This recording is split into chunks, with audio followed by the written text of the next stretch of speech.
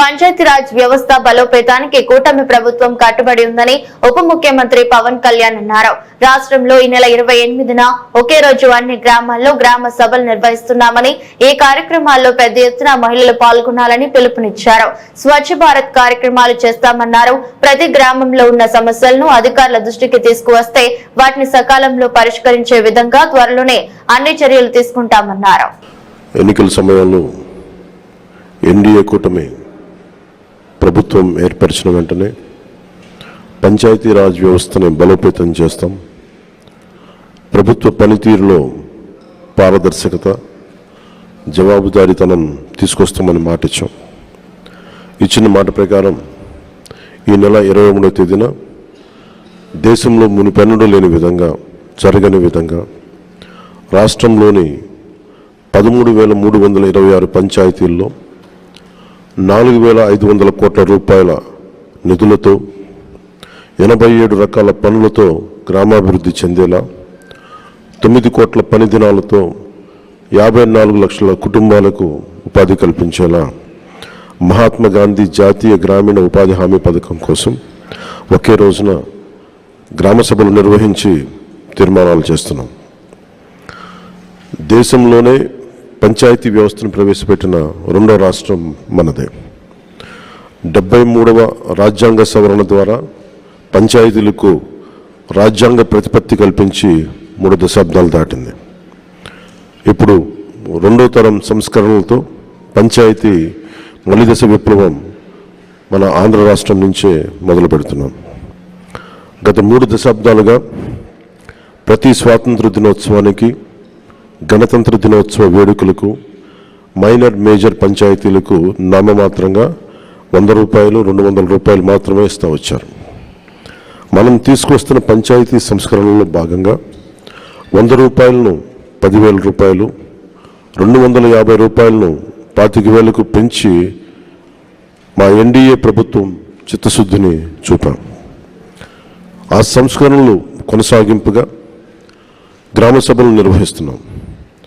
గ్రామ సభ అంటే ఒక 10 మంది చేరడం కాదు, గ్రామాభివృద్ధికి బాధ్యత తీసుకోవటం, మన గ్రామాన్ని మనమే పరిపాలించుకోవడం. భారతదేశపు మూలాలు, జీవం, చైతన్యం మన పల్లెల్లోనే పదిలంగా ఉంటుందని మహాత్మా గాంధీ గారు చెప్పారు. అలాంటి పల్లెల బాగు కోసం ప్రధానమంత్రి శ్రీ నరేంద్ర మోదీ గారి సంకల్పంతో, ముఖ్యమంత్రి శ్రీ చంద్రబాబు గారి నేతృత్వంలో పంచాయతీరాజ్ శాఖ మంత్రిత్వ శాఖ సారథ్యంలో సాధారణ పంచాయతీలను స్వయం శక్తి పంచాయతీలుగా సాకారం చేసుకునేలా మేము ఈ పంచాయతీల గ్రామ సభల్లో పాల్గొనండి, దిగ్విజయం చేయండి. జై హింద్.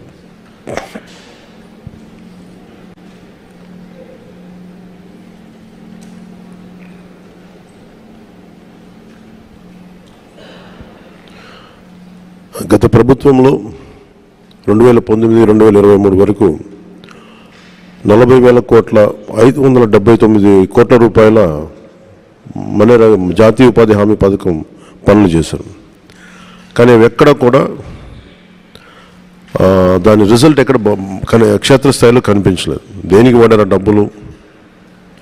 పనులకి వాడుంటే, ఇన్ఫ్రాస్ట్రక్చర్ డెవలప్మెంట్కి వాడుంటే రిజల్ట్స్ కనిపించాయి. రిజల్ట్స్ ఇక్కడ నామమాత్రంగానే ఉన్నాయి. అలాగే పోయినసారి అంతకుముందు 2019-24కి దాదాపు 240 కోట్లు పైచిలకు పంచాయతీల నుంచి ఆదాయం వచ్చేది. అందరికీ పెరిగినాయి కానీ పంచాయతీలకు ఆదాయం తగ్గిపోయింది ఈ వైసీపీ వచ్చాక.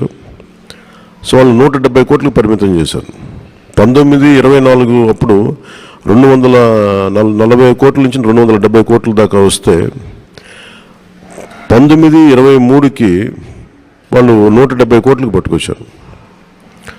ట్యాక్సెస్ కలెక్ట్ చేయడం మానేశారు. ఏం చేశారు? అదొకటి ఒక ఇది ఉండిపోయింది. ఇది మేము చాలా త్రికరణ శుద్ధితో మార్చాలనుకుంటున్నాం. పంచాయతీలను బలోపేతం చేయాలి, వాటి కాళ్ళ మీద వాటి నిలబడగలిగే పంచాయతీలు ఉండాలి. సెల్ఫ్ జనరేటింగ్ పంచాయత్స్, వాటి విద్యుత్తుని అవే ఉత్పత్తి చేసుకునేలాగా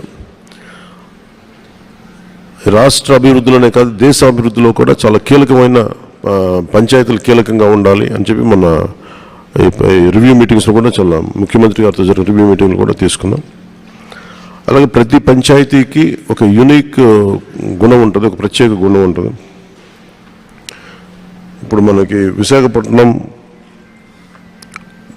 ఆనందపురం విలేజ్, ఆనందపురం మండలం, విశాఖపట్నం లాంటి చోట ప్రత్యేకత అక్కడ పువ్వులు. అక్కడి నుంచి పువ్వులు ఎక్స్పోర్ట్ చేసే విధంగా కొన్ని ప్రత్యేకించి పెట్టుకోవచ్చు మనం.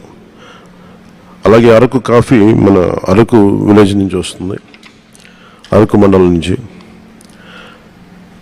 అలాగే ప్రతి మంగళగిరిలో మన చీరలు కానీ,